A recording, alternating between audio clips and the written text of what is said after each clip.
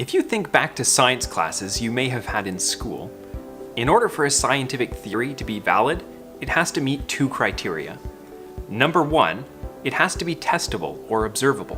And number two, it has to be falsifiable. In other words, you have to be able to prove it wrong. What that means is, rather than science explaining how the world is working, science is an ever-changing list of ways in which the world does not work, which is okay because it's our best understanding of the current world. It helps us to explain why a ball falls when it drops. It helps us to understand why we get sick. But even in the very definition of it, science has been wronged in the past and will continue to get things wrong in the future.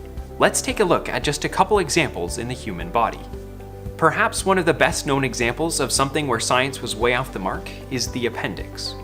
You see, not too long ago, people thought that the appendix was a completely useless organ in the body. In fact, it was a detriment because it could become inflamed or even rupture. We now know that the appendix functions more like a seed house for important bacteria in our intestines. We actually need these bacteria to help break down the food we eat. But if those bacteria get wiped out, then the appendix is very important for reintroducing those helpful microbes into our intestines so that our bodies can function. Another more recent discovery is that of the function of the Mueller cells of the retina.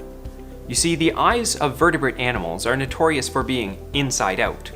All of the cells that send information from the eyes to the brain are actually positioned behind the cells that detect light, the photoreceptors. That's like setting up a projector screen, but instead of having a nice clean path from the projector to the screen, you've decided to set up all the wires and cords in front of the projector. But there's actually another cell in the retina called the Mueller cells. These start right at the very front of the retina and go right back to where the photoreceptors are at the back.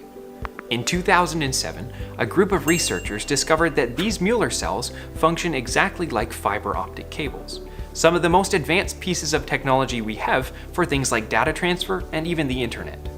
Rather than being a silly design, it's actually set up perfectly. It allows for unimpeded light detection from the front, and from the back, a functional blood supply to keep those cells working. In fact, it couldn't be set up any other way. You see, the photoreceptors require so much support and so much blood supply that the choroid, the supply of blood for those photoreceptors, actually has the highest rate of blood flow of any tissue in the body its size. Unlike science, God doesn't get things wrong. And even if we don't understand what's going on at the time, we can take comfort in a God that knows what he's doing. As the words of Isaiah 40 and verse 8 say, "The grass withers, the flower fades, but the word of our God will stand forever."